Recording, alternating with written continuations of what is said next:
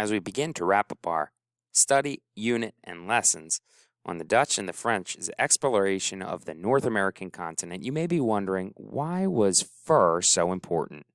We already knew fishing was important. You could eat fish, but stuffed fur was a little bit different. So I ask, what could be created from fur pelts? Winter coats, hats, and many different styles.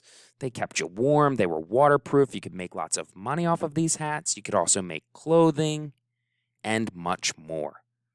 That's why it was so important. Let's take a slightly deeper dive into the French fur trading industry. Demand. When you hear that word, that the demand is high, we still use this in today's culture. You must be ready to supply. So there's a quote on one of the pages that you hopefully just read that says the demand for fur hats in Europe was high. What it means? Many people in Europe wanted these fur hats, and they demanded it. So they were willing to pay lots of money for them. So the individuals that had traveled over to the North American continent were willing to get some of these furs from the North Americans, the Native American Indians, and trade the European goods that they had, and then sell all of the beaver skin back to Europeans so that Europeans could make them into hats and sell them there. What exactly is a pelt? It's a large amount of beaver fur. Those canoes on the page you just read about were fairly large and could fit many different beaver pelts on one canoe.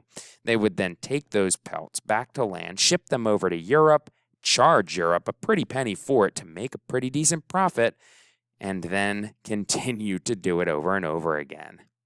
Here are those three items again that made it so important or useful for these Europeans: hats, coats, and other clothing that they could make.